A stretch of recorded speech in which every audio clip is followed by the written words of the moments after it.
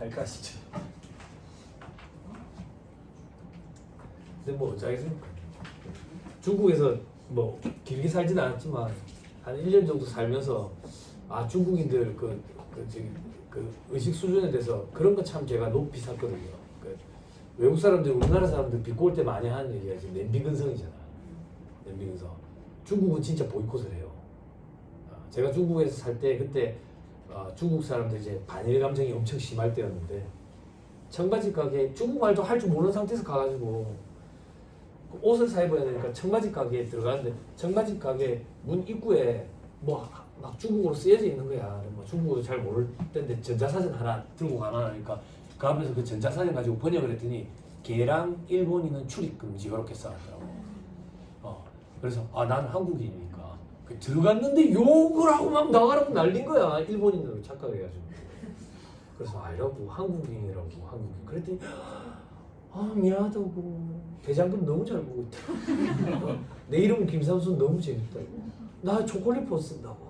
초콜릿 폰. 그런 게 되게 자부심이 있었는데 그래서 뭐 냄비근성 이런 소리 듣기 싫어가지고 저는 개인적으로 보이콧을 해요. 그 텔레비에 보면 이제 변태들이 많이 나와요.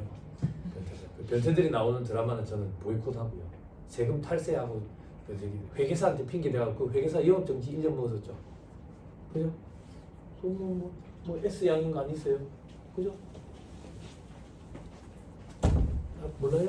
가원경비를 뭐 몇십억을 넣어가지고 그죠? 세금을 25억인가 탈루해가지고 그죠? 가원경비 어디 넣는지 봤더니 이제 여비교통비에다가 그래서 걔는 이제 마트 갈 때도 비행기를 탄 거야.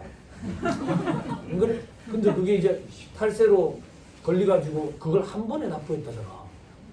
그 시중에 5만 원권이 동이 났다 하면 걔 집에 다 있었던 거야. 녹화를 시작했는데 큰일 났네. 편집도 몰랐는데. 누구지 절대 얘기 안 할 거야. 그 땅바닥에 붙은 커플 뭐 이라더만 결국에는 이제 찢어지고 남자는 이제 잘 살죠. 그죠? 둘째 여분에 임신했는가 보대. 그죠?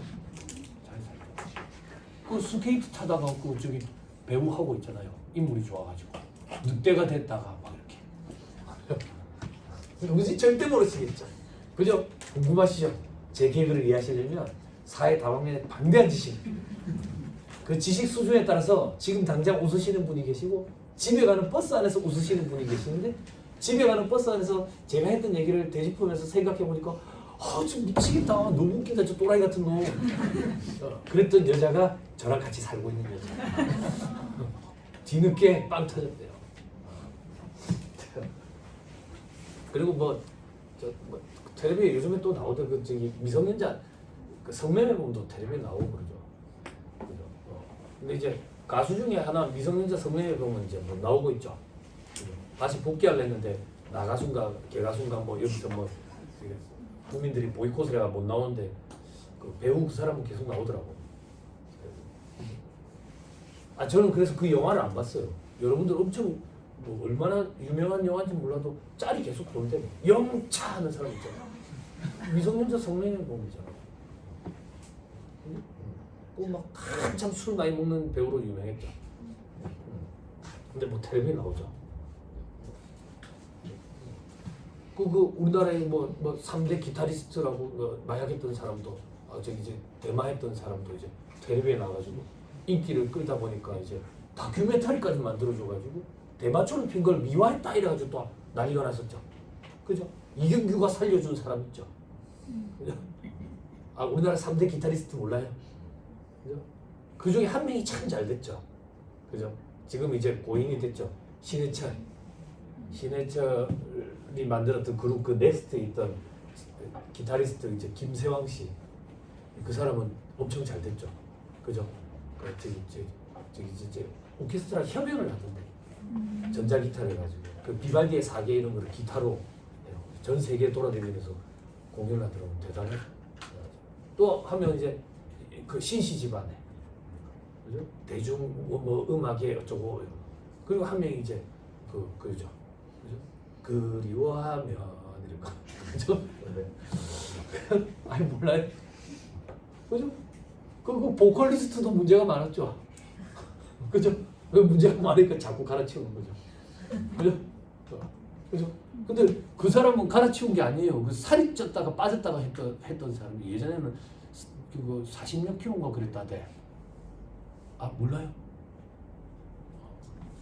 천년이 가면 몰라요. 그 사람 이제 그 같이 안 붙어 있으니까 살이 막 찌죠. 누군지 절대 몰라야 됩니다. 자 하시죠. 141페이지 하면 될까요?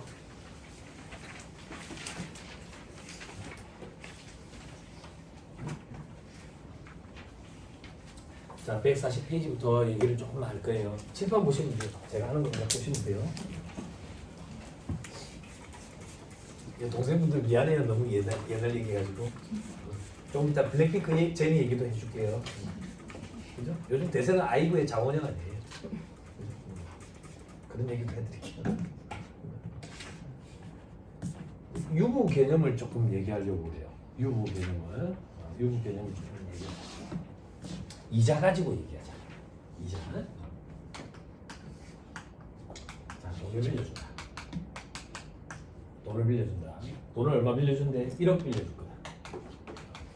이자는 10% 받기로 했다. 10%. 그럼 이자는 1,000만 원이지. 네? 이자는 언제 받기로 했는데 1년 빌려주고 원금 회수할 때 그때 이자를 같이 받기로 했어. 근데 공교롭게도 1월 1일에 빌려주고 12월 31일에 돌려받으면 참 좋겠는데 7월 1일에 빌려준대. 그래서 다음 이제 6월 30일에 원금 회수하면서 이자까지 같이 회수하기로 했어. 원금과 관련된 분계는 생략할 거예요. 이자와 관련된 분계만 끊어볼게. 이자와 관련된 분계. 자, 회계에서 누가 가장 중요한 개념이 뭐냐라고 물어보면 발생주의 이렇게 대답하시면 돼요. 세법에서 가장 중요한 개념이 뭐냐 이렇게 물어보면 권리 의무 확정주의 이렇게 얘기하시면 돼요. 상법에서 가장 중요한 개념이 뭐냐 그러면 자본 충실 개념, 자본 유지 개념이 가장 중요하다 이렇게 생각하시면 돼요. 그래서 상법에서 자본 충실과 자본 유지 개념이 아주 중요시하기 때문에 자기 주식의 취득을 엄격하게 제한을 했던 거예요. 과거에. 자기 주식, 자기 집에 있는 그 자기를 얘기하는 게 아니고 회사에서 주식 발행한 거를 돈 주고 다시 사와서 갖고 있는 그게 자기 주식이야. 나중에 잠깐 기회가 되면 얘기해드릴게요. 아무튼 분계를 끊으면 회계에서는 발생주에 따라서 회계 처리를 한다고. 발생주에 따라 회계 처리하는 게 뭔데? 이 이자 1,000만 원은 X 2년도 6월 30일에 갑자기 이자 1,000만 원이 빵 발생하는 게 아니라 대여금 1억을 빌려줬기 때문에 매일매일 이자가 발생한 게 쌓여서 요때 1,000만 원이라는 얘기야. 그럼 발생주의 개념이라는 얘기는 공개한 말시점, X 1년도 말시점에 봤을 때 7월 1일부터 12월 31일까지 빌려줬기 때문에 발생된 이자 얼마겠어? 그냥 반절 닦으면 5,000만 원이겠지. 요거에 대해서 미리 인식을 좀 해라 이거야. 해라. 요게 발생주의라고. 발생주의. 그럼 X 1년도 말에 이자를 인식하니까 이자 수익 인식하는 거예요. 5,000만 원. 그럼 차변에 돈이 들어왔냐? 돈이 안 들어왔다고. 미수이자 처리하는 거예요. 됐죠? 됐죠? 안 어렵죠? 안 어렵죠? 아, 세무사님 나 지금 이게 무슨 소리 하는 건지 모르겠습니다. 안 돼. 강의 제목을 잘못 보고 여기는 기초격리 실무반이 아니에요. 차변에 뭐가 있고 대변에 뭐가 있고 이런 강의하는 반이 아니에요. 근데 뭐 강의하다 보면 다양한 질문, 다양한 견해들이 있을 수 있죠. 그래서 예전에 벌써 한 10년이 넘어버렸네요. 할아버지 한 분 오셨어. 할아버지 한 분. 기초회계 그때는 제가 밑에 반 강의도 하고 그럴 때였어요. 할아버지 한 분이 오셨는데 쉬는 시간에 오셔가지고 선생님 이런 거 물어봐도 됩니까? 그러더라고. 아 뭐든 상관없어요. 물어보십시오. 알면 여기 와서 들을 필요가 없죠. 차변 대변 그렇죠. 네, 차변. 재무상태표가 우리 옛날에는 대차대조표라고 불렀지요. 네, 대차대조표라고 불렀습니다. 차변 대변은 차대 대조표지 왜 대차대조표입니까? 한 번도 그런 생각을 해본 적이 없어요. 여태까지. 근데 학생이 아니라서 욕을 끌어붙지도 못하겠어. 내랑 안 맞는 거지. 회계를 하는 사람들끼리 약속. 예전에 여기 어디 가는데 대소충 가서 특이해져 그랬는데 기초금액 이렇게 썼는데 기초금액을 왜 여기다 씁니까? 이러더라고. 그래서 저랑 안 맞으니까 오지 마세요. 부채 계정이니까 뭘 분위기가 왜 이래? 혹시 그런 생각 하시는 거예요? 부채 계정이니까. 자, X 2년도 6월 30일이 됩니다. X 2년도 6월 30일 되면 분계 끝난다. 이제 돈이 들어온다. 1,000만 원이 들어올 거야. 그죠? 그리고 이자 수익 인식해야지. 이자 수익 반년치 것도 500만 원 인식해야지. 나머지 500만 원 대체 안 맞는 게 뭔데? 좀 미수이자 퉁치는 거죠. 안 어렵죠? 됐죠? 자, 세법상 분계라는 건 존재하지 않아. 세법상 분계라는 건 존재하지 않지만 세법상 분계가 존재한다라고 가정하면 어떻게 될까라고 한번 보자고. 그럼 그런 가정을 왜 하는데? 세무조정은 회계와 세법의 차이이기 때문에 회계상 자산 부채, 세법상 자산 부채, 회계상 수익 비용, 세법상 입금 송금을 비교하면서 세무조정을 원활히 할 수 있다고. 그래서 세법상 분계라는 건 원래 존재하지 않지만 개념상의 분계가 존재한다라고 보고 한번 비교하기 위해서 한번 끊어보자 그 얘기야. 끊어보자. 그럼 만약 세법상 분계라는 게 존재한다면 어떻게 되냐 이거야. X 1년도에는 분계가 없어. 분계가 없다고. 왜 분계가 없는데? 우리 지금 법인세법하고 있지. 법인 입장에서 저 1,000만 원은 이자라고. 이자 소득. 그러면 법인세법상 이자 소득의 귀속 시기 규정을 찾아봐야 돼. 그게 여러분들 그 저기 사무실에 가면 땅바닥에 굴러다니는 책들 있어요. 굴러다니진 않겠다. 너무 두꺼워가지고 한 3,000페이지 되는 거 있거든. 법인 조정 실무책 이런 거, 결산책 이런 거 있거든. 여기 보면 이제 손익 귀속 시기라는 파트가 있어요. 거기에 보면 법인세법상 이자 소득의 귀속 시기는 어떻게 된다라는 게 있다고. 거기를 조금 살펴보면 오늘 이제 6시에 마치고 또 야근하러 가셔야 될 거 아니에요. 오늘 혹시 불금이에요? 아, 조금 아쉽네. 불금일 때 야근하면 짜릿한데. 그죠? 좀 아쉽네요. 법인세법상 이자소득의 귀속시기 규정은 소득세법상 이자소득의 귀속시기 규정을 준용한다 해야 돼 있다고. 그럼 소득세법을 또 찾아가 봐야 돼. 소득세법. 그럼 소득세법에 이자소득의 귀속시기는 어떻게 되는데? 다양한데 대부분은 현금주의야. 대부분은 현금주의. 돈을 받았을 때 인식한다고. 왜? 돈을 주는 사람 입장에서는 돈을 주는 사람이 누군데? 이자를 주는 사람? 은행이겠지. 제일 대표적으로. 은행 입장에서는 공공다수를 상대로 예금 상품 이런 걸 관리하기 때문에 발생주의로 관리를 할 수가 없어. 할 수가 없다고. 원천징수 이런 문제도 있기 때문에. 그래서 현금주의가 원칙이다. 물론 예외도 있어요. 약정이야 지급일이 있을 때도 있고요. 둘 중 빠른 날이 있을 때도 있고요. 막 이런 것들도 있어요. 근데 대부분은 현금주의라고. 그럼 다시 돌아와서 소득세법상 이자소득의 귀속시기 규정을 준용한데 법인세법에서. 그럼 똑같다는 얘기야. 똑같은 얘기야. 대손사유도 똑같아요. 부가가치세법에 대손세 공제라고 들어보셨죠? 부가가치세법에 대손세 공제를 적용받으려면 법인세법, 소득세법상 대손 규정을 준용한다라고 되어 있다고. 대손사유 규정을. 오늘 할 거예요. 오늘. 자, 현금주의다. 그러면 돈을 받았을 때 이자소득을 인식하니까 아직 돈을 안 받았으니까 인식할 게 없는 거지. 시작과 동시에 자불자불하지 마세요. 자, 다음 연도 이제 이자소득 인식할 거야. 돈이 들어왔다. 이때 이자소득이다. 그 얘기. 됐죠? 됐나요?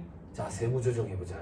어제 했던 거 뭐 잠깐 했지만, 자, X1년도 세무조정 해보자. 어떻게 하는데? 회사가 계산한 수익과 비용이 있느냐, 세법상 입금과 송금이 있느냐, 이 차이를 가지고 우리는 세무조정하면 된다. 회사가 계산한 수익, 이자 수익 500이 있네. 세법상 입금은 없어. 부동산 방향이 이렇게 되네. 입금 불산입으로 세무조정해야 되겠네. 그죠? 자, 입금 불산입으로 세무조정해야 되네. 입금 불산입. 그죠? 그럼 여기 계정 과목을 써야 되는데 계정 과목은 뭐라고 쓸 건데? 정해진 건 없어요. 정해진 건 없는데 여러분 제가 강의할 때 농어를 섞어 상상하는 얘기인데 손가락이 6개인 나라에서는 5개가 비읍시읒이에요. 그죠? 다수에 따라간다고.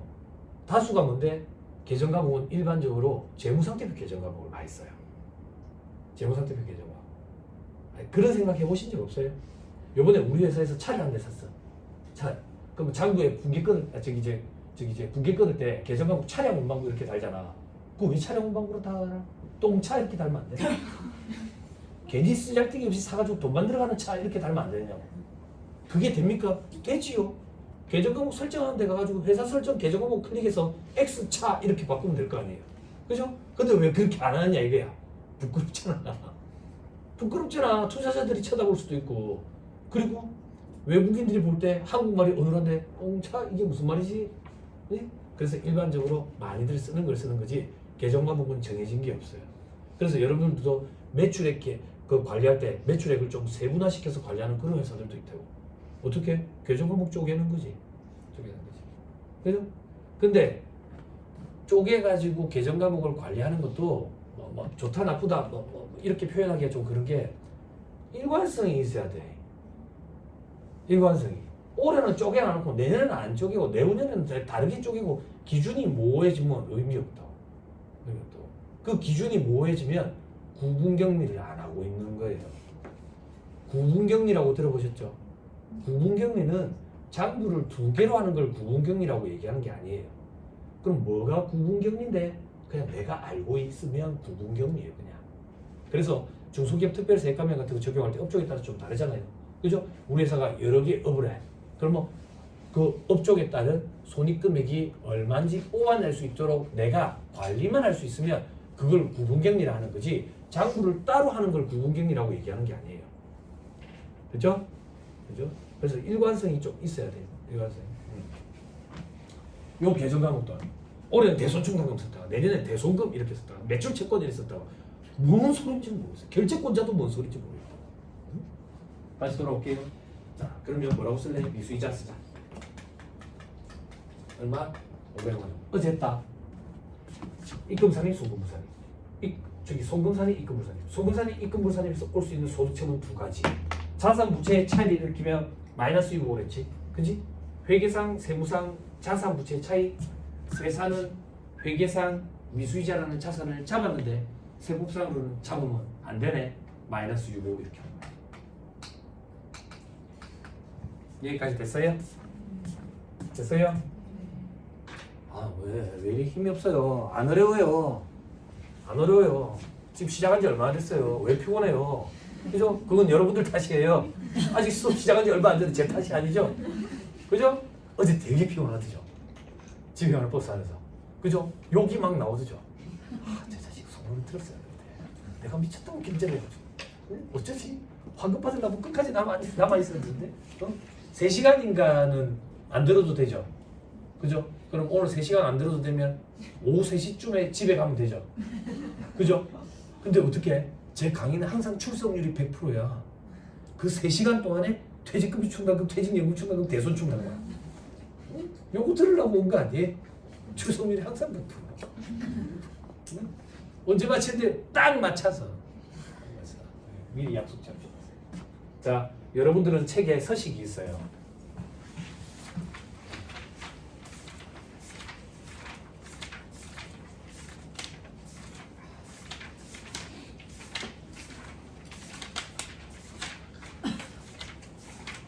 빈칸 서식이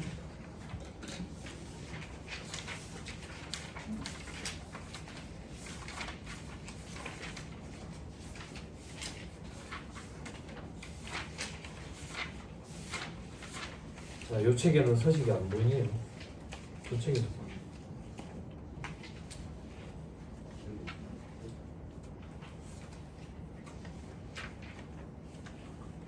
그냥 제가 할게요. 빈칸 서식이 안 보이네요.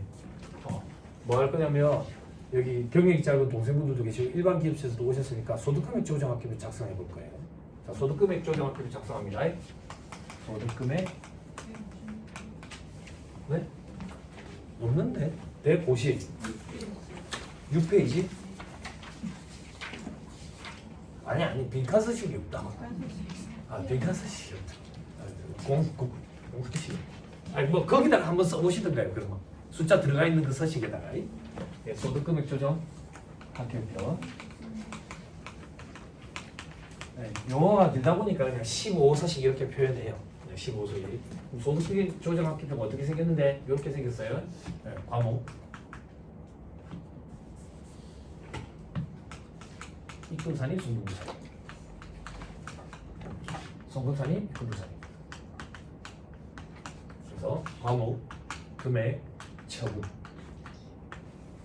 광호 금액 처분. 자, 저거 세무 조정한 거 갖다 써볼 거예요. 그게 무슨 말인데 소득 금액 조정 합계표라는 데다가 단기에 발생된 세무 조정 사항들을 갖다 쓰는 거예요. 그러면 X 1년도의 세무 조정 사항 입금 물살이 미수이자 500만 원 마이너스 6호 여기다 쓰는 거예요. 미수이자 500만 원 마이너스 6. 됐죠? 자, 조금만 더 얘기할게요. 대부분 그 저기 더존이라든지 세무사랑 이런 거 쓰시죠? 그죠? 여러분들이 이런 세무 조정을 하고 소득 금액 조정하기 위해 작성을 하면 과목 금액 쓰고 처분에 마이너스 유보라고는 없을 거예요. 유보 발생과 유보 감소 둘 중에 하나를 선택해야 되는데 요거는 처음 생기는 거기 때문에 유보 발생이야. 마이너스니까 감소? 아니 그렇게 하면 안 돼. 그런 건 왜 그런 건데요? 왜 그런데요가 아니라 프로그램과 우리와의 약속이야. 우리가 이걸 발생으로 넣어줘야 얘가 자본과 적립금 조정에서 읊혀가 가지고 헛짓거리를 안 해. 나중에 추인되는 건 감소로 넣어줘야 자본과 적립금 조정에서 읊혀가 가지고 얘가 마이너스에 들어간다고. 그거 지금 보여주려고 하는 거예요. 자, 하나씩 할 거예요. 무슨 말인지 이해 안 되시는 분들 좀 기다리면 돼요. 그거 하려고 하는 거예요. 됐죠? 됐죠? 됐어요? 됐죠? 그런데 여기서 소득 처분이 유보나 마이너스 유보로 돼 있는 거는 자본금과 적립금 조정면에서 을표에다가 별도로 다시 관리를 해요. 그걸 한번 써볼게요. 자본금과 적립금 조정명세서 을표. 그래서 용어가 너무 길다 보니까 별지 50호 서식에 을 이렇게 표현한다고. 을 갑은 누군데 자본금과 적립금 조정면에서 갑표에 여러분들 그 2월 결손금 관리하고 세무상 자본금 계산하는 거기. 그죠? 그거 다음 장이 을표예요. 을표. 됐죠? 여기다 갖다 씁니다. 이거 서식은 어떻게 생겼는데? 자, 과목 기초 감소 증가 기말 이렇게 된다고. 자, 과목에 미수이자 기초에 없었고 감소도 없고 증가 새로 발생하는 거기 때문에 증가에 들어가는데 부호가 마이너스 500인 거야. 마이너스 6이기 때문에. 그럼 기말이 되면 마이너스 500 이렇게 갑니다. 됐어요? 꾸역꾸역 갑니다. 다음 연도가 됩니다. 다음 연도는 색깔을 달리할 거예요. 중요해서 그런 게 아니라 색깔을 달리할 거예요. 구분하기 위해서. 자, X2년도가 됐다. X2년도에 또 세무 조정해보자. 어떻게? 항상 똑같다. 회사가 계산한 수익과 비용이 있느냐? 세법상 입금과 송금이 있느냐? 회사가 계산한 수익은 이자 수익 500인데. 근데 세법은 귀속 시기가 도래한 1,000만 원이 이자 소득 금액이라고. 입금으로. 그럼 부도방이 이렇게 되네. 입금 산입으로 세무 조정해야 되겠네. 자, 입금 산입 미수이자 500만 원 어제 했다. 입금 산입 송금불 산입에서 올 수 있는 소득 처분 세 가지. 돈이 밖으로 빠져나가기 있느냐? 차이 나는 게 없다. 빠져나갈 게 없다. 돈은 그럼 사회주는 아니다. 이 차이가 회사 내부에 남아서 자산 부채의 차이를 일으키느냐? 회사는 미수이자라는 이 자산을 500을 없앴는데 세법상은 없애면 안 돼. 그래서 자산 부채의 차이를 일으킨다고. 유보 이렇게 하는 거예요. 됐죠? 자, 소득금액 조정 합계표 갑니다. 소득금액 조정 합계표 가면 다시 또 공란이에요. 근데 저는 한 페이지에다가 다 쓸게요. 요 밑에 요거는 위에 X1년도 거였고 이제 X2년도 거 쓰는 거야. X2년도에 미수이자 500만 원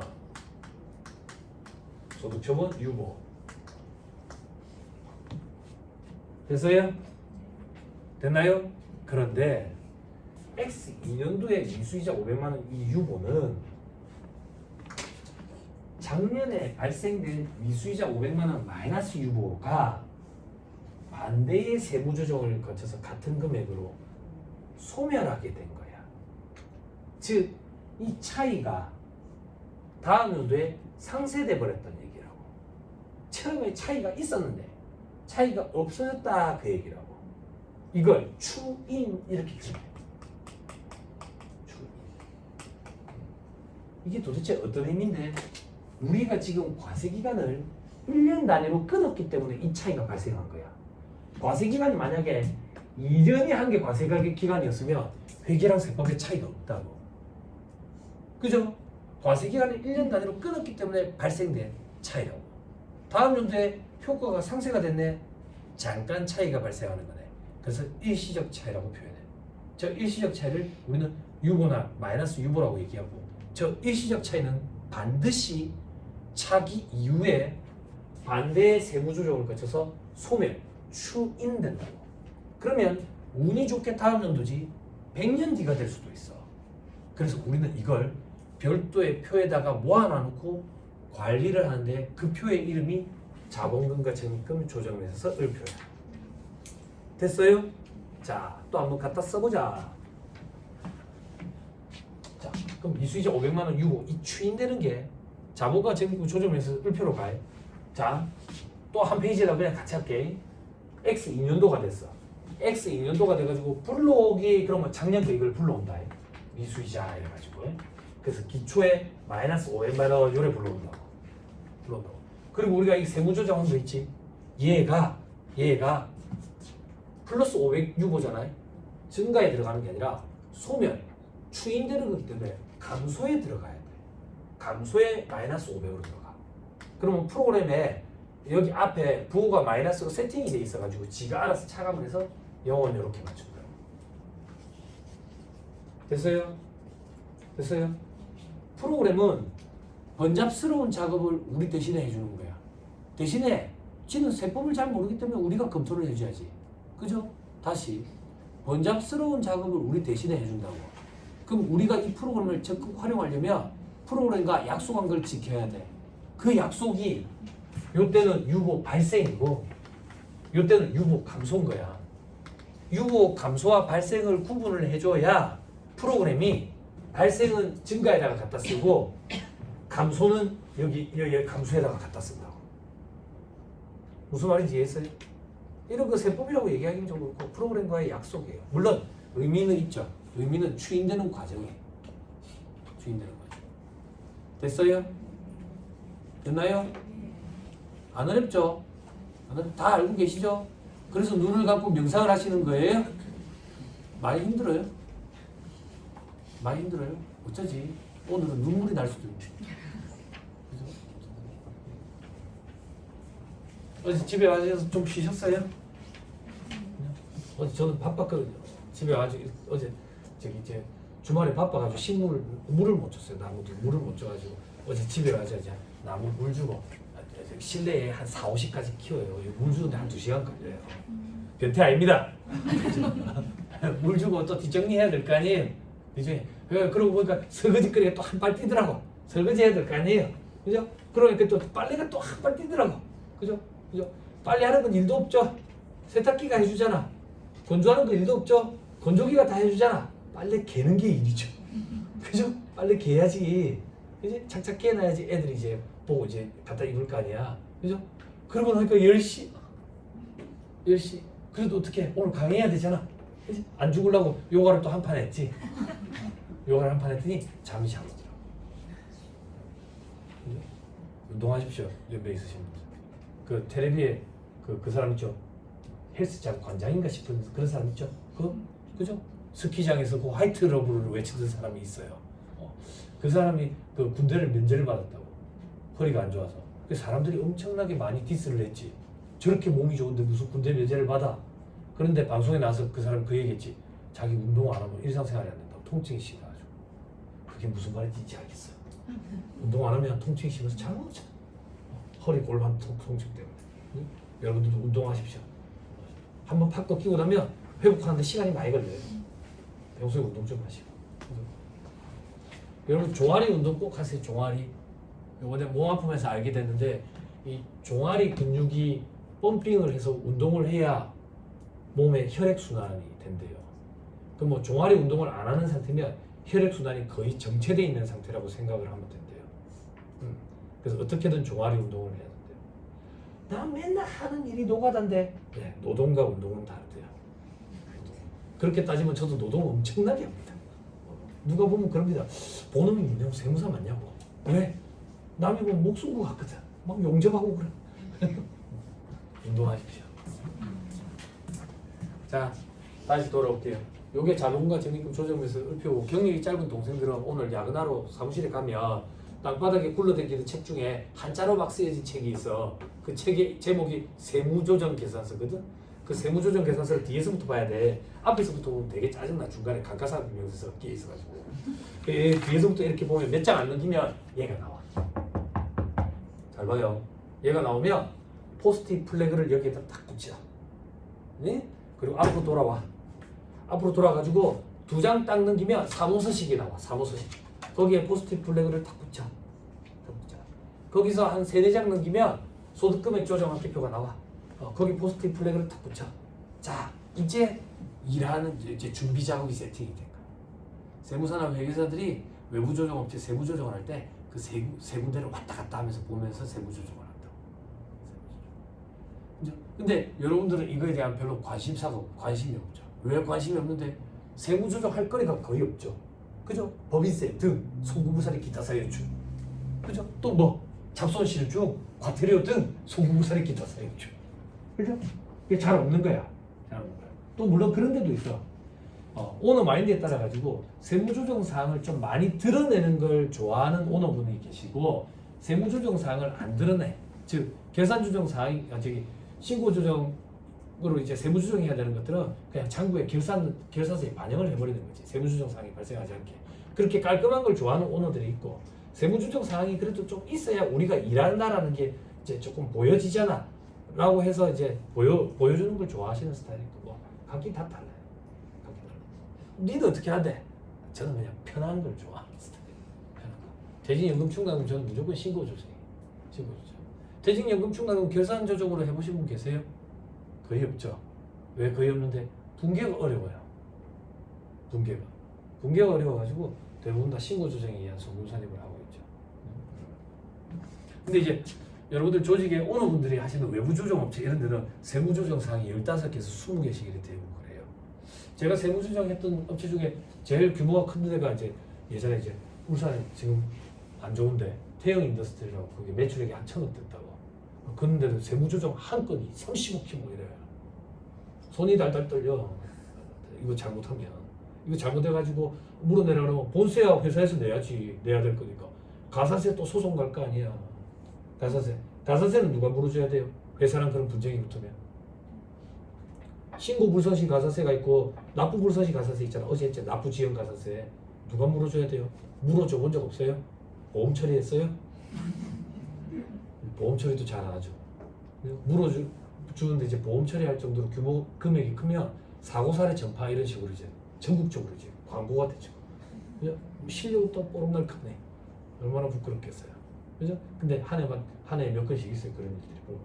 그죠? 세무사회에 보면 감사관연합회는 모르겠어요. 신고불성시 가사세는 어디에서 내야 된다. 납부지연 가사세는 어디에서 내야 된다. 이런 건 없어요. 법 규정 이런 건 없어요. 이런 건 없는데 소송 간 거 보면 대법원 판례 이런 거 보면 신고불성시 가사세는 일반적으로 회사에서 내요. 회사에서 내고 납부지연 가사세는 반만. 그렇게 이제 법원에서 화해를 시키는 거예요. 그래서 어디서 내야 된다 이런 게 없어요. 근데 이제 여러분들도 뭐 일하다 보면 이게 사람이 하는 일이라 똥탕 나거든요. 똥탕 나. 그럼 똥탕 났을 때 이걸 감추지 않고 오픈을 하는 게 저는 낫다라고 보거든요. 오래된 거래처인데 오래된 거래처일수록 똥탕 났을 때 오픈하면 넘어가 주면 돼. 거기서도 아니까 사람이 하는 일이라 실수할 수도 있고. 안 그래요? 저 어제 말씀드렸잖아. 제 사무실 같이 일하는 친구가 그 5월 정도 되면 정신이 나가. 5월 정도 되면 왜냐면 이제 세무사 시험을 준비를 했었어. 그럼 이제 4월 말에 세무사 1차 시험이 있어. 이제 한 5년 했어. 5년째 못 먹었지. 그리고 이제 4월 말 정도 1차 시험 발표가 나는데 떨어졌으면 거의 정신이 나가. 내가 볼 때는 얘 정신 없어. 근데 종소세를 해야 돼. 결제를 엄청 꼼꼼하게 봐야 돼. 정신이 나가 있으니까. 그래가지고 나중에 보면 지급 명세서 안 써가지고 지급해서 뭐 몇만 원씩 물어내야 되고 뭐 이럴 일이 생겨. 그러면 세무사님 어떻게 해요? 얘기해라 사무소한테. 미안하다고 얘기해라. 얘기하고 그 가산세는요? 가산세 우리 물어줘야 대신 미안하다고 얘기해라. 세무사님 그 가산세 제가 물게요. 됐다구만. 아니 요번에 제 월급에서 따세요. 됐다구만. 됐다. 혹시 내가 결제했나 그 서류에 내 사인 있나? 네. 미안하다. 나도 못 받는다. 그러면 이제 내 결제권자 책임 아니야. 내가 사인했대. 원천서 이런 거 지금에 있어서는 사인 안 하지. 예, 그랬던 기억이 나요. 그러면서 제가 이제 한마디 더 붙이죠. 한마디. 그래 봐봐라, 항상 경소해가 사람인지라 꼭 실수한다. 그러니까 거래처 사장이라 맞불 작전 놓지 마라. 자꾸 감정 싸움 이런 거 하지 말고. 그래서 동생들이 이제 들어왔을 때 감정 싸움 하는 경우가 간혹 있죠. 왜? 거래처 사장이 걸걸하거든. 말투 자체가. 그러면 전화 통화만 하고 실제로 만나본 적이 없으니까 부딪히는 경우들이 생기죠. 그럴 때는 차 한 잔 딱 먹을 자리 만들어주면 끝이에요. 실제 딱 뭐라 그래야 돼? 그러니까 전화로 말고 실제 딱 대면하면 그 OS 딱 그래요. 그 둘이서 절친돼가지고 종소시 시고 끝나고 나면 고생했다고 스타벅스 쿠폰 5만 원짜리 이런 거 보내줘. 나도 고생했는데 나는 안 보내주고 직원한테만 보내주고. 언제 실수할지도 모릅니다. 사람이 하는 일이죠. 어쩌겠어요. 대신에 실수했을 때 여러분도 오너한테 바로바로 얘기를 해줘야 오너분이 손을 쓸 수 있어요. 됐습니다. 자, 자본과 적립금 조정에서 을표까지 하면서 유보 개념에 대해서 좀 설명을 드렸어요. 그래서 여러분들 일반 기업체에서 오신 분들도 보면 자본과 적립금 조정에서 을표에 보면 유보 잔액이 계속 남아 있는 경우가 있을 거예요. 그죠? 어떤 경우인데 괜히 뭐 한다고 매도 가능 지권을 달아다 가지고 그걸 평가를 해가지고 그 팔도 못하는 거를 그래가지고 유보 잔액이 달려 있을 수도 있고 대손체를 했는데 부인돼 가지고 유보 잔액이 달려 있을 수도 있고 그죠? 그럼 소멸시 완성됐을 때 추인시키면 되는데 세무조사 나와가지고 부인된 경우가 있을 수가 있거든. 그래가지고 아마 달려 있는 경우도 있을 수 있을 거예요. 그죠? 뭐 또 독특한 거 있어요? 매도 가능 증권 이런 거 말고 단기 매매 증권 있어요. 단기 매매 증권 있어요. 여러분들 관리하실 업체의 장부에 매매 증권 조심스러운데 단기 매매 증권 달려 있으면 뭘 주의해야 되냐? 우리 조금 이따 유가증권 파트 가면 저는 강의 안에 유가증권 여러분들 볼 일도 없거든요.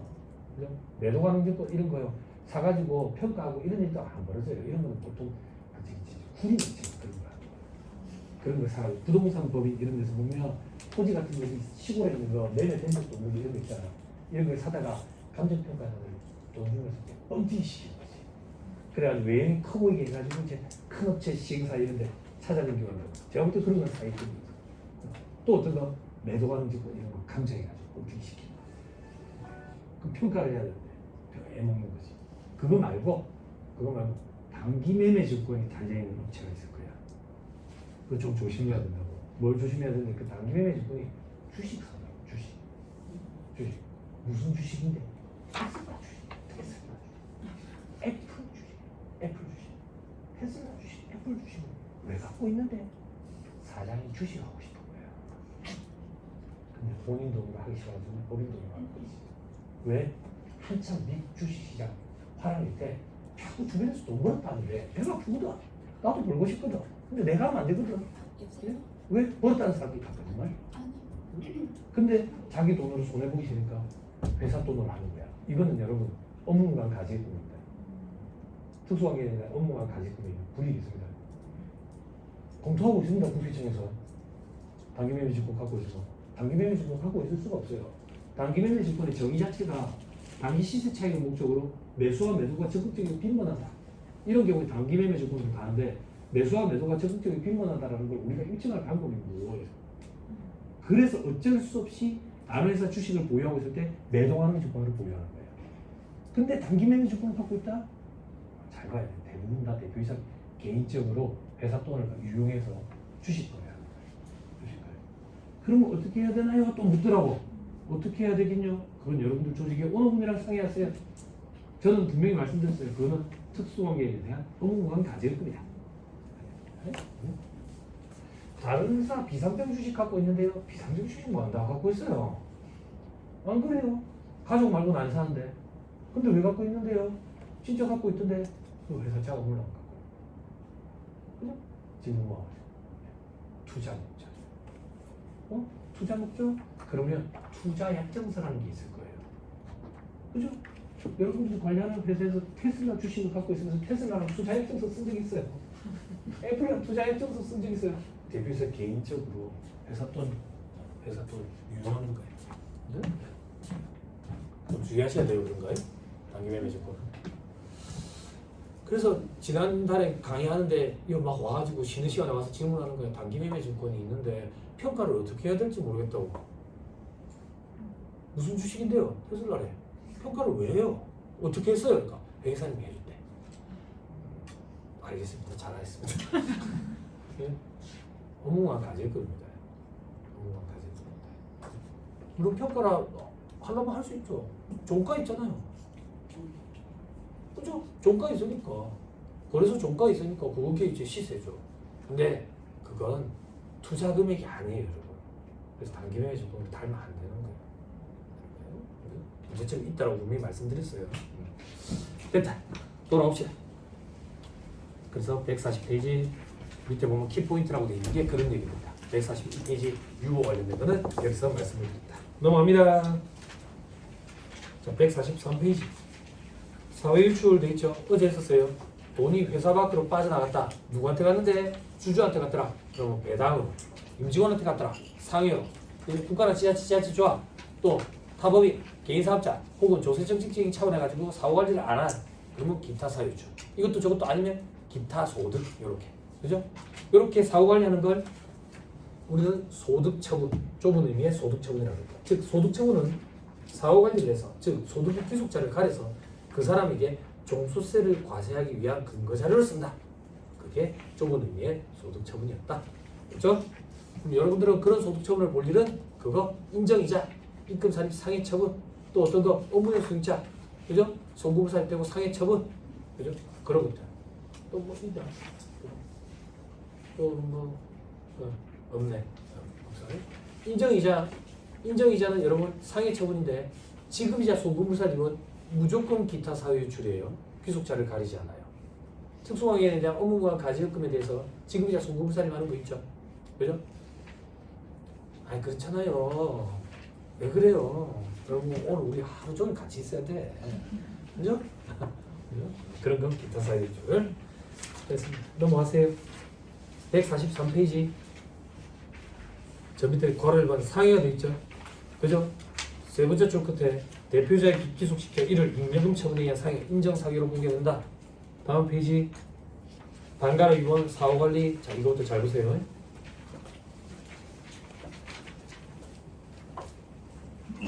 해당 법인은 소득세 원천징수 의무가 발생하죠. 그죠? 그죠? 인정상여. 그죠? 인정상여라는 얘기는 상여, 근로소득이잖아. 어제 했어. 받는 사람이 누군데? 받는 사람이 대표이사야. 개인이네. 그러면 원천징수 규정 적용할 때 소득세법을 적용해야 돼. 소득세법상 원천징수 대상 소득에는 뭐가 있다고요? 뭐가 있다고요? 아닌 걸 기억하는 게 빠르다 했잖아. 어제 했잖아. 오늘 그저께도 어제. 괜찮습니다. 저도 집에 가면 리모컨이 냉장고 안에 있습니다. 괜찮습니다. 어제는. 사업소득과 양도소득을 제외하면 다 원천징수 대상이 된다. 근로소득이네. 원천징수 대상이 되네. 원천징수 해야지. 근데 문제가 생기는 거야. 어떤 문제가 생기는데 원천징수라는 거는 소득을 지급하는 자가 지급하는 행위를 할 때 세금을 떼고 지급하는 거거든. 근데 인정상여는 소득 처분이 상여로 난 세무조정 사항이지 대표이사한테 소득을 지급하는 행위가 발생하지가 않아. 소득을 지급하는 행위가 있어야 세금을 떼서 다음 달 10일까지 신고 납부하는 게 원천세 신고 납부인데 소득을 지급하는 행위가 발생하지 않으니까 원천세 신고를 또 언제 해야 되냐 이거야. 그래서 요날 소득을 지급한 걸로 보자. 그래서 원천징수 시기 특례 혹은 지급 시기 의제 이렇게 표현합니다. 같은 말이에요. 원천징수 시기 특례, 지급 시기 의제 이렇게 표현해요.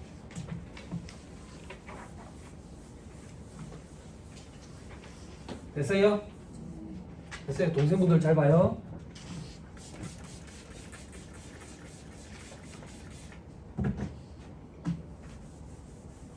세법에 의제라는 말이 있고 간주라는 말이 있는데 같은 말이에요. 이건 무슨 말인데? 뭐로 본다. 뭐로 본다. 그럼 뭐로 보면 반증을 갖다 대서 뒤집어 엎을 수가 없어. 제일 대표적인 게 요 부산은 부가세 다 잘하죠. 그죠? 그래서 간주 공급이 이루어진 걸로 본다 그 얘기야. 또 어떤 거 간주 임대료로 본다 이거야. 그럼 공급으로 본다, 임대료로 본다. 뭐 어쩌자고? 공급으로 보니까 과표에 숫자를 넣어서 10%만큼 과세를 하겠다. 임대료로 본다, 임대료로 보니까 입금으로 집어넣어가지고 과세하겠다. 그럼 왜 보는데? 왜 간주라는 말을 붙이는데? 우리가 상식적으로 생각할 때 공급이 아닌가 봐. 우리가 상식적으로 생각할 때 임대료가 아닌가 봐. 그래서 세법 규정에 의해서 공급으로 보제, 임대료로 보제, 그게 간주, 의제. 그래서 책에 따라서는 공급 의제라고 쓰여져 있는 책도 있어. 그리고 간주 임대료는 책에 따라서 실무서적에는 간주 입금의 임대료 이렇게 포함되어 있는 책도 있어. 됐죠? 요거 말고 세법에 추정이라는 표현이 있어.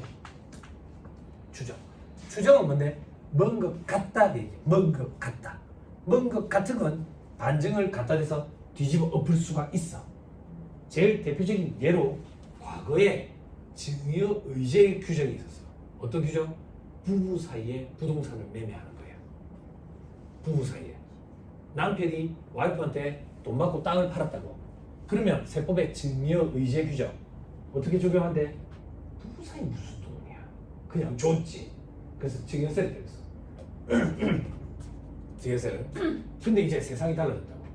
부부 사이에 정말 동거래를 하거든. 동거래. 그게 부부야? 네, 그게 부부. 그죠? 여기 사무실들 알고 계시죠? 회계 사무실 오래 하신 분들. 그죠? 할머니, 할아버지가 회계 사무실에 상담받으러 들어오는데 할머니가 할아버지 손을 잡고 억지로 끌고 들어와. 끌고 들어와가지고 앉힌다고. 제 앞에 앉혀서 제가 어떻게 오셨냐고 그러면 할머니가 갑자기 장황한 얘기를 하다. 장황한 얘기. 내가 이때까지 뒷바라지 다 하고 애들, 자식들 다 키웠는데 왜 지금 내가 이 나이 먹을 동안 내 명의로 된 재산 하나 없냐고. 지금 여기 왔을 때 세무사님한테 상담받아가지고 내 명의로 돌리도록 그렇게 끌고 와. 끌고 와. 그렇게 해가지고 공짜로 주는 경우도 있지만 정말 이혼 서류 도장만 안 찍고 같이 살고 계시는 분들이 계셔. 자식들 때문에. 근데 내 눈에 보이면 짜증나는 거야. 그래서 네 내 눈에 띄지 마라. 네 그 돈 요 정도 있지? 내 명의로 된 땅 그거 그 돈에 니한테 넘길 테니까 니 저 가가지고 가금을 올려가 니 혼자 그래 살아라. 이렇게 하는 경우가 제법 많아. 제법 많아. 그렇게 하는 어양이 저는 앉아가면 그런 몇 분이 계셔. 그리고 그런 분들을 보면서 이제 느끼는 거지. 와, 이제 진짜 부부 사이에 돈을 받고 거래를 하는구나. 그래서 세법이 증여 의제 규정이 증여 추정 규정으로 바뀌었어. 부부 사이에 돈을 받고 팔았으면 그냥 줬을 것 같은데 이렇게 하는 거야. 그러면 우리가 입증을 하면 뭐 가지고 입증하면 되겠어? 계좌이체. 이걸 입증을 하면 증여가 아니라 양도가 되는 거예요. 양도랑 증여랑 어떻게 다른데요? 자산의 소리만 조금 할게요. 자산의 사실상 유상 이전을 양도, 자산의 사실상 무상 이전을 증여. 유상, 무상. 회계세법에서 말하는 유상과 무상은 돈이 왔다 갔다 했느냐. 그러면 유상. 아니면 무상. 그래서 돈이 왔다 갔다 하면 증자, 유상증자. 돈이 안 왔다 갔다 하면 무상증자. 그죠? 돈이 왔다 갔다 하면 유상감자. 돈이 왔다 갔다 안 하면 무상감자. 아니, 선생님, 유상, 무상은 알겠는데 감자는 뭔데요? 먹이면 뭐야? 한강 가야 되는 거야. 내가 갖고 있는 주식이 유상감자, 무상감자라는데 유상감자는 좀 나은 거 아닙니까? 뭘 좀 나아. 낙동강이라도 가야 돼. 한강 멀어서 못 가고. 쓰레기 조각이 되는 거라고. 감자, 감소한다. 자본금이 자본금을 감소시키는 절차. 이게 감자. 근데 아마 조금 일어났을 거예요. 배우자를 등기사로 앉혀가지고 그죠? 주식평가 이루어져가지고 6억 원치만큼을 증여를 하는 거지, 그지? 증여세 안 물게. 그래놓고 회사에서 이제 감자를 하는 거지. 뭐 감자 대가를 지급한다고. 뭐 감자 대가를 지급 의제배당 문제가 생기는데 취득가액과 저기 감자 대가가 동일하기 때문에 의제배당 문제가 아니에요. 그러면 이제 이익 인형이 한 6억 정도는 배우자 명의로 이제 돌아가게 돼요. 그런 거 말고는 없어요. 그래가지고 집에 가지고 배우자한테 아빠 제발 줘. 가지금 정리해야 된단 말이야. 그런 경우는 있겠지만 그거 말고는 없어요.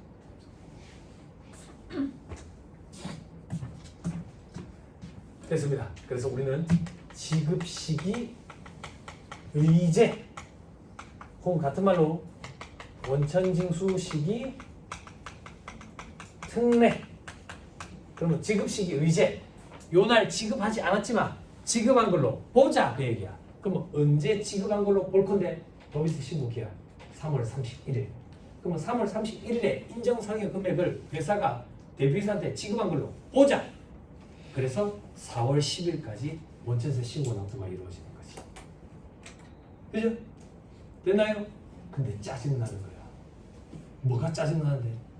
2월분 급여를 지급할 때 우리는 연말정산이 다 이루어졌어. 연말정산은 근로소득에 대해서 하는 거지. 그럼 이 인정상의 귀속시기는 어떻게 되냐 이거야. 인정상의 귀속시기는 근로제공인이 속하는 사업연도에 귀속된다고. 즉 작년에 귀속된다고. 작년에 대표이사한테 귀속되는 근로소득을 가지고 2월분 급여를 지급할 때 연말정산이 이미 다 이루어졌는데 다시 말해서 그 근로소득에 변동이 생긴 거지. 변동이. 그래서 우리는 일복 터져서 연말정산을 한 번 더 해야 되는 거지. 그래 그걸 언제까지 하는데 4월 10일까지 한다 그 얘기야. 4월 10일까지.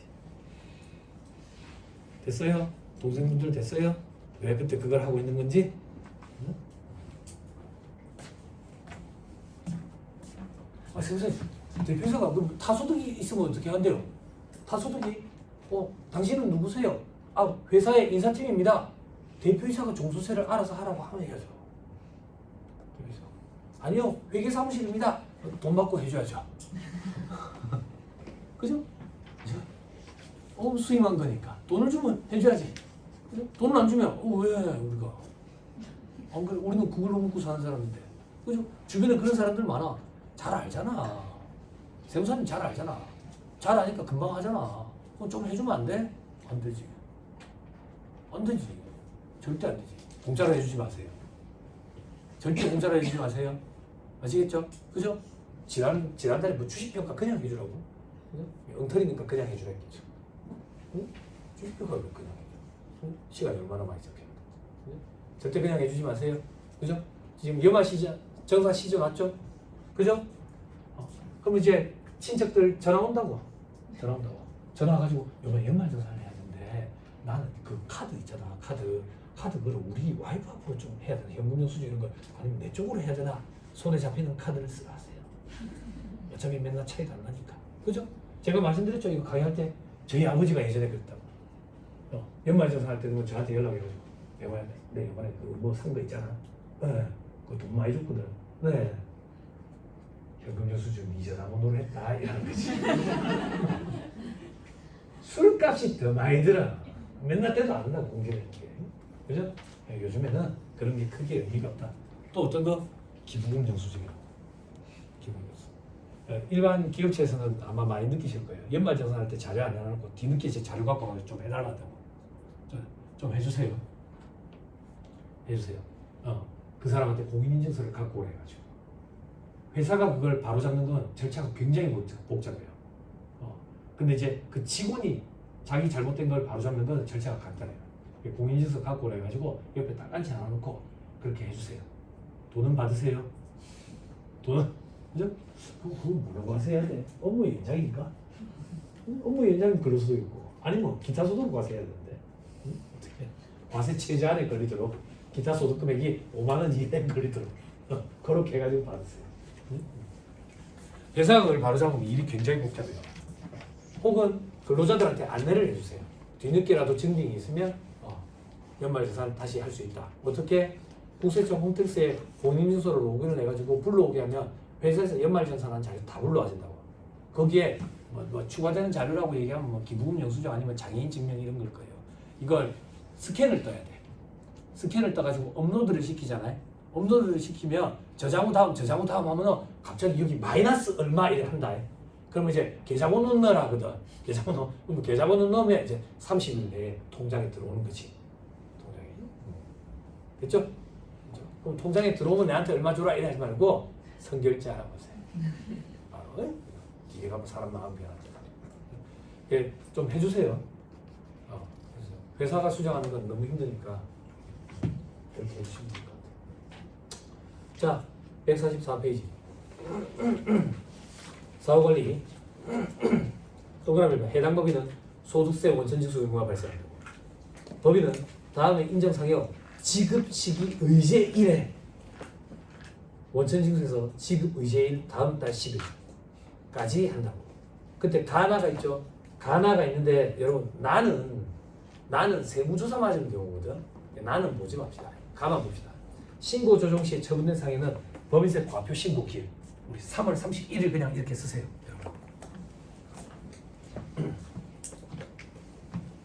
3월 31일 썼어요. 그러면 그 위에 줄에 다음 달 10일 옆에 4월 10일 이렇게 쓰세요.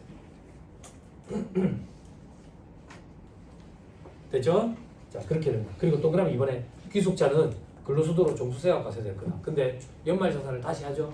그러면 연말정산이 종합소득세 계산 구조에 근로소득만 있다고 보고 계산한 거기 때문에 다소득이 없으면 종수세 확정신고 의무는 없어요. 근데 만약에 금융소득이 있다. 대표이사라더라. 그럼 금융소득이 있어가지고 종합과세 된다더라. 그러면 종수세 확정신고 의무가 있죠. 그죠? 보통 보면 이제 회사 규모가 어느 정도 되는 회사는 회사의 인사팀에서 대표이사 금융소득까지 다 포함해서 종수세 신고를 해줘요. 해주는데 대표이사가 이제 금융소득이 몇 억씩 돼가지고 10억 이상씩 돼가지고 좀 불안하다 이런 경우에는 또 회계사무실에 별도로 또 맡기죠. 그죠? 네, 그럴 때 서비스다 생각하지 마시고 서비스는 잘해주는 게 서비스고요. 돈은 정확히 받으세요. 예? 복자를 해준다고 절대 좋아하지 않습니다. 받을 거 다 받고 신경 조금 더 써주는 게 나아요.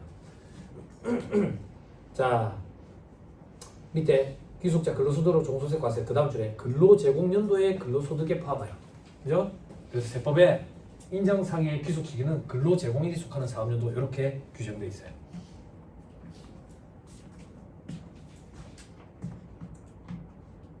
됐나요? 됐죠? 자, 저 밑에 중점상이라 인정상이라 돼 있죠? 그죠? 잘 따라오세요. 맨 밑에 줄 있죠? 이 페이지 맨 밑에 줄 중간에 연말정산을 다시 실시하여 추가 계산 소득 금액을 연말정산 수정신고와 함께 납부하고 동액을 인정상의 처분자로부터 회수하여야 한다. 확인했어요? 됐죠? 그 다음 4번의 가사세 여부. 연말정산 수정신고 기한 뭐 이런 표현을 썼는데 그냥 4월 10일까지 그때까지 다시 하면 적법하게 한 걸로 보기 때문에 별도 가산세는 없다. 자, 5번에 종소세와 연결돼 있죠? 그죠? 괄호 1번 연말정산 수정신고 내역이 종합소득 신고 기일 이전에 파악되므로 새로 계산된 근로소득 금액을 기초로 타소득과 합산해서 종소세를 신고 납부한다. 이건 무슨 말인데 타소득이 있는 경우에 그러니까 즉 연말정산은 종소세 신고하는데 근로소득만 있다고 보고 한 거기 때문에 타소득이 있는 경우에 아직 종소세 신고 기한이 안 지났으면 그때까지 여러 번 해도 상관없다. 제일 마지막 신고 들어간 것만 인정이 되는 거니까. 됐어요? 됐죠? 자, 밑에 6번에 사례 한번 볼게요. 자, 주식회사 수진의 사업연도 2024년 풀입니다. 대표이사 이수진 해당 가지급 인정이자 입금 산입에 가지급 인정이자 우리 아직 공부 안 했거든. 공부 안 했는데 인정이자 계산했더니 1억이다 라고 가정하자고. 그러면 이 1억에 대해서 입금 산입하고 상해 처분했겠죠. 그 세무조정부터 빨리 확인합시다. 괄호 이번에 동그라미 1번 눈으로 확인하세요. 됐죠? 돌아오세요. 동그라미 3번에 대표이사 이수진 씨가 가지급 인정이자 이거 말고 원래 근로소득이 2억이 있대. 2억이 있대. 됐죠? 그러면 이 2억에 대해서 2월분 급여를 지급할 때 연말정산이 다 이루어졌어 이미. 지금은 3월에 법인세 신고하려고 보고 있어요. 됐죠? 자 밑에 동그라미 2번 원천징수 귀속 시기는 근로제공에 속하는 사업연도 귀속되니까 2024년에 귀속된다고. 지금은 2025년 3월이야. 그죠? 됐죠? 그러면 인적사격 근로소득이니까 원천세 신고를 해야 되는데 지급하는 행위가 벌어지지 않으니까 지급시기 의제 규정을 갖다 대야 한다고. 그 의제 규정은 3월 31일. 그러면 4월 10일까지 원천세 신고 납부가 이루어져야 된다더라. 됐죠? 밑에 원천징수 납부액은 소득 구간이 38% 구간에 있다고 지금 가정한 거예요. 그럼 3,800 떼놨다. 됐죠? 밑에 특별징수 돼 있죠? 여러분 국세는 원천징수, 지방세는 특별징수. 표현만 이렇게 달리 씁니다. 지방소득세 10% 380까지 떼. 다음 문제. 익숙하죠? 그죠? 별지 55 서식에 인정상액, 인정배당, 기타소득 돼 있죠? 기타소득은 인정이라는 표현을 잘 안 쓴다. 관행상. 여러분들은 항상 인정상에 동그라미 쳐져 있고 밑에 보면은 그 저기 사람 이름에 여러분들 항상 대표이사 이름이 있죠. 그죠? 혹시 임직원 다른 직원들한테 가지금 나간 거 있는 회사 있어요? 없어요? 직원들 급여 가불해줬다. 그건 특수관계인데 업무만 가지금 아닙니다. 정당한 걸로 봅니다. 그러면 직원들 가지금 잡힐 일이 없잖아요. 주택구입자금, 주택임차자금 대여에 없어요? 봐봐, 이게 안타까운 거라. 중소기업 인력난 이라면서 중소기업은 임직원들에게 주택구입자금, 임차자금 대여를 해줘도 불이익이 없어. 그러면 이걸 중소기업만 아까 표현 잘못했다. 죄송합니다. 임직원이 아니라 직원한테만, 중소기업 직원한테만 돼. 임원은 안 돼. 이걸 복지 혜택으로 내걸면 엄청나게 큰 복지 혜택이 될 것 같은데 라는 말을 5년째 하고 있어요. 5년째. 그죠? 제가 얘기했잖아. 제 실사례 언급드렸잖아. 근무하시나. 저 입사했을 때 대기업인데 근무하시나. 여기 저기 뭐야 아시아나 쪽은 항공 쪽은 기숙사가 없어. 기숙사가 없어서 처음에 한 두 달 제가 고시원 살았다 했잖아. 그 이후에 이제 대우건설 인수하면서 계열사에 대우건설이 있으니까 대우건설 기숙사를 이용했다고. 한 달에 반값 38만 원. 반값 별도. 한 달에 반값 38만 원에. 안에 뭐 있는데 이거 뭐라 하지? 이렇게 세웠다가 눕혔다가 하는 침대가 있어. 이래 세우면 벽이야. 툭 튀어나온 벽이지. 이래 눕히면 침대고. 그리고 TV를 놓을 수 있는 선반. 텔레비는 없어. 텔레비. 이게 신입사원으로 이제 돈도 없는데 이제 서울에 처음 올라가니까 텔레비도 없지, 컴퓨터도 없지. 그래 중고로 어디 20만 원짜리 컴퓨터 사가 텔레비 연결해가지고 그래 보고 있었던 기억이 나. 그럼 뭐 거기다 이제 차비 써야지. 옷은 안 사 입나? 돈이 어디 있노? 돈이 저 홍대 앞이나 이런 데 가면 셔츠 판매 가게 중에 망한 데 이런 데 있어. 그럼 이제 좌판에 이렇게 쫙 깔아가지고 한 장에 10,000원 이러고 배트는 5,000원만, 가방은 30,000원만. 그런데 싹 쓰다가 하는데도 돈이 모이지가 않지. 길바닥에 다 깔아버리니까.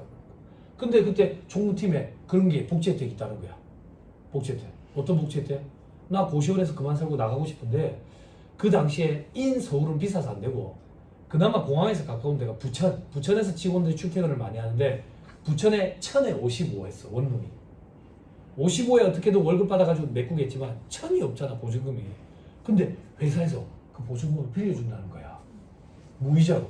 그래서 총무팀에 가 총무팀장한테 얘기했더니 니한테는 상관없다 이러는 거지. 왜 상관이 없는데요?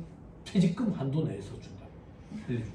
신입사원이 퇴직금이 어딨어. 그러니까 그런 것들 있으나 말한 규정인 거야. 생생내기의 규정인 거지. 그런 거죠. 항공회사의 제일 큰 복지 혜택이 뭔데? 항공권. 국내선 항공권 편도로 16장 공짜. 국제선은 90% 할인되는 거. 10%만 내면 되지. 요거 편도로 36장. 그리고 50% 할인. 반만 내면 되는 거. 이건 무제야. 뭘 오야? 새벽 5시 집에 가서 7시 20분에 출근하는데 언제 탈까? 주말에 출근한 날이 더 많아. 직장 살면서 언제 탈까? 집에 갈 때 김밥전 먹고 갈 때 타고 다니까. 예전에는 왜 복지 혜택이 있는데 이걸 돈 받고 팔았어. 용돈벌이가 되는데 9.11 테러 이후에 안 돼. 별 재미가 없지. 그럼 다시 돌아가가지고 중소기업은 업무구간 가지급금을 보지도 않으니까 인정이자 계산 이런 것도 없어. 안 그래? 전세 보증금 이런 거 걸어놔주고 나중에 돌려받을 거잖아. 그럼 우수기업들이 좀 모이지 않을까? 네, 알겠습니다. 안 모이겠네. 만구 재생각입니다. 하나만 언급드리면요. 벌써 한 10년 더 됐는데요. 회계원리 수업을 한 8시간 해달라고 요청을 받은 적이 있어요. 회계원리 수업을 8시간 할 필요가 있을까 싶었는데 저기 하만에 BHI라는 회사가 있어요. 알아요? 주식회사 BHI. 어떻게 하세요? 이게 진짜 엄청난 회사죠. 아, 혹시 친척분이세요? 친척분이시면 없어요. 이런 회사 없어요. 여기 회사가 뭘로 유명하냐면요.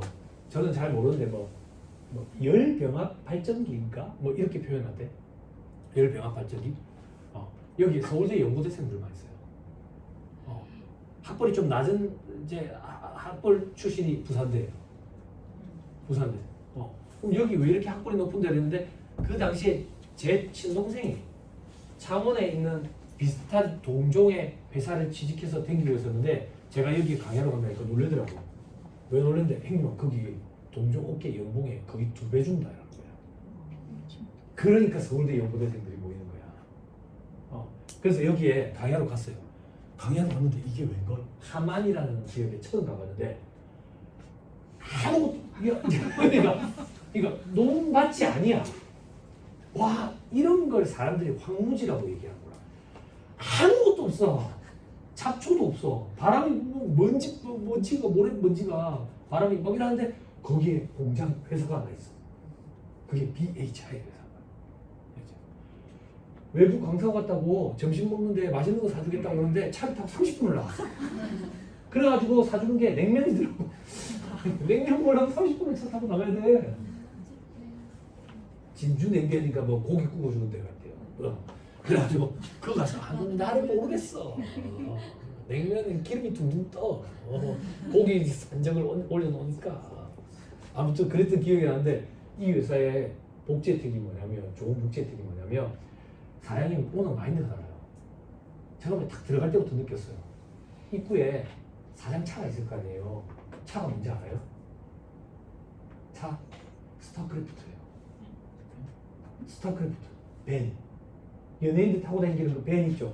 그거예요. 이동하면서 업무 보려고.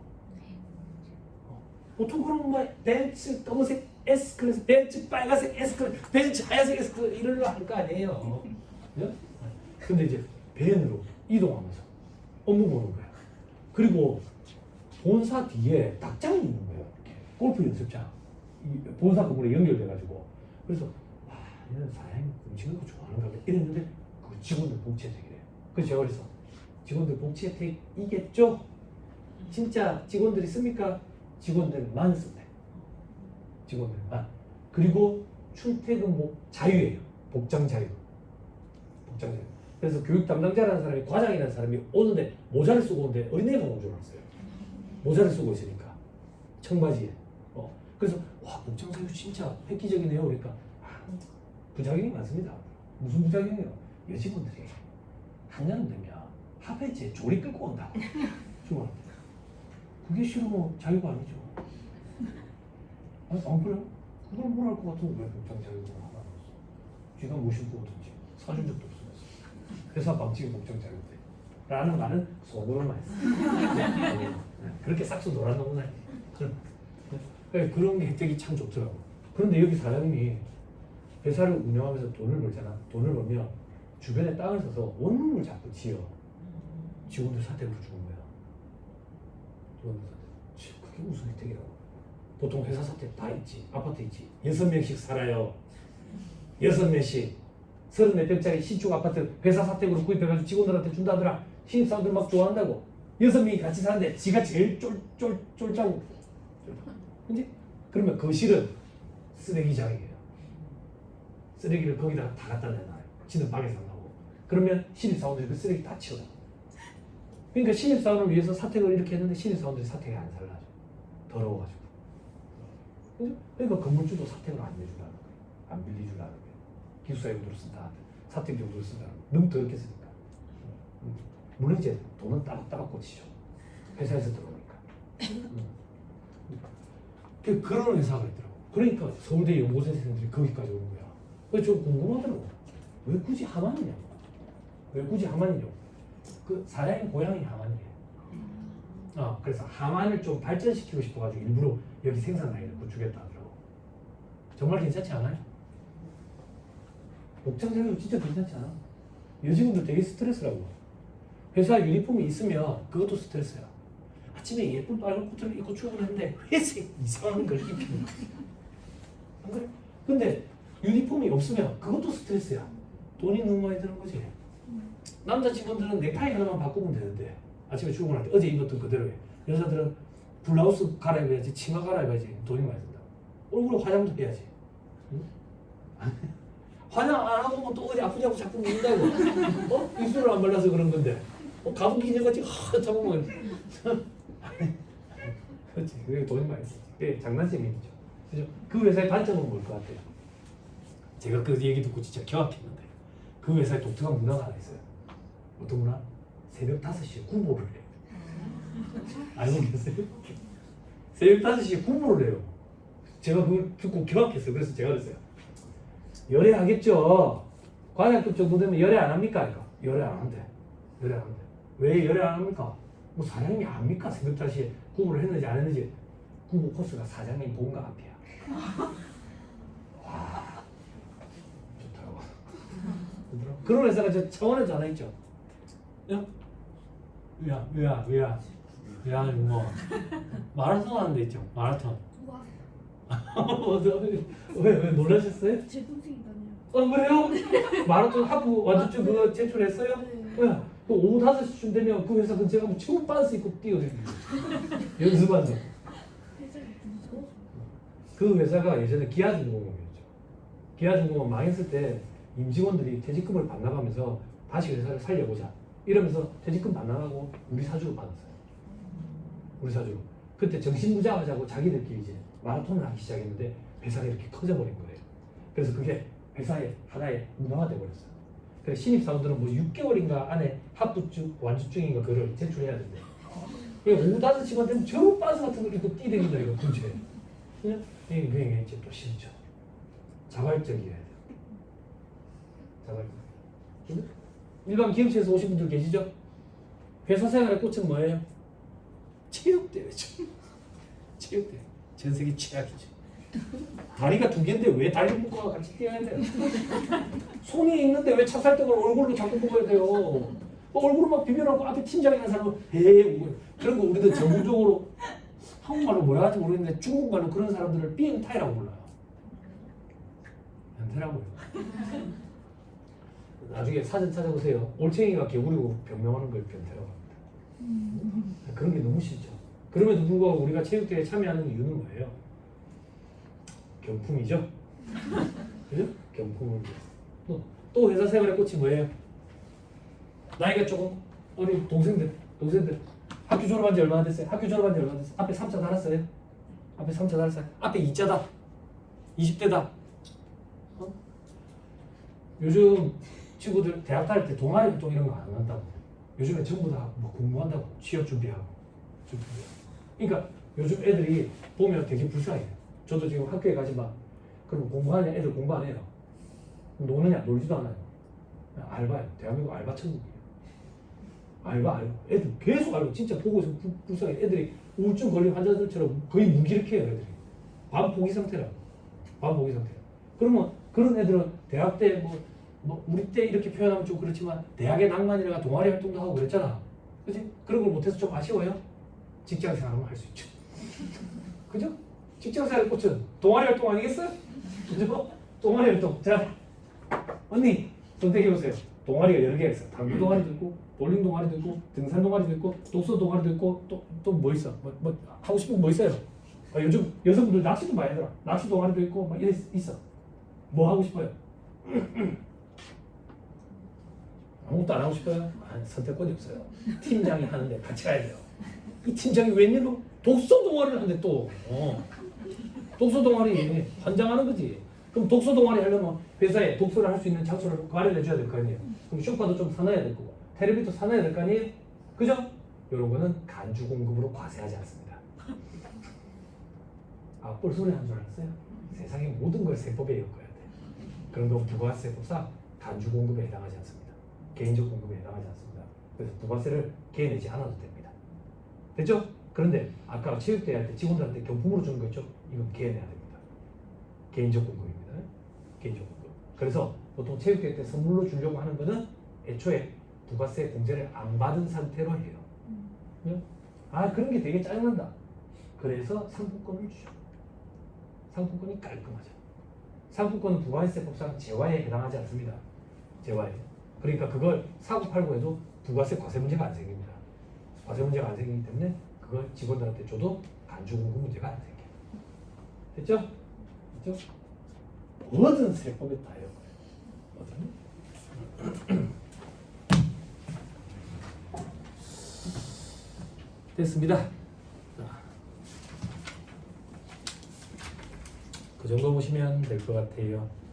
자, 147페이지에 배당이 있는데 요거는 여러분 생략할게요. 배당으로 소득 체납되는 경우 거의 없으니까. 그죠? 자, 넘어갑니다. 자, 쭉쭉 넘어가세요.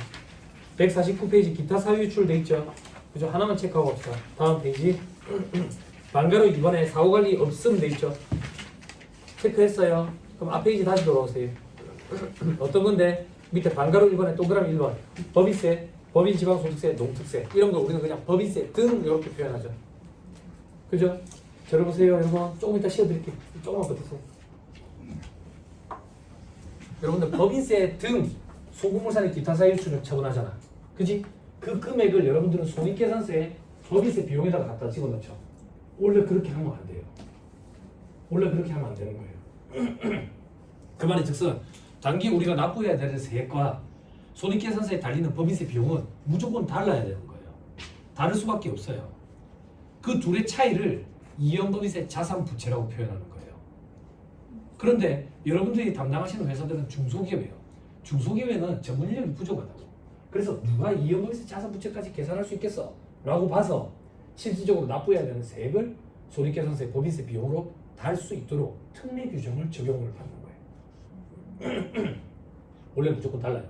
여기 사무장님들 계시죠? 큰 업체들, 외부 조정 업체들 중에 제법 큰 데는 이연법인세 자산부채 때문에 법인세 비용과 단기의 법인세 납부세액이 무조건 달라요. 그 이연법인세 자산부채를 회계사님들이 감사 때 계산을 해주죠.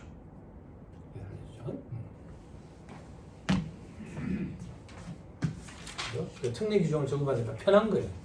그래? 넘어갑니다. 자, 쭉쭉 넘어가요. 159페이지 전자신고 돼 있죠? 여기까지만 볼게요. 두 번째 줄.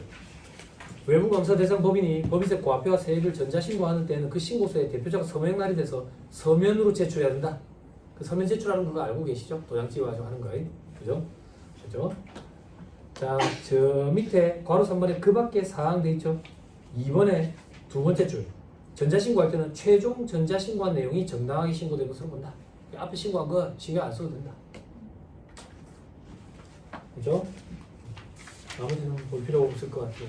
그리고 여기 좋은병원 재단에서 오셨죠? 그때 직원이 뭐 1000명인가 된다고 그러셨던 것 같은데 그런 경우에는 이제 원천세 신고할 때 파일로 담아가 갖고 들어오라죠. 세무서에서.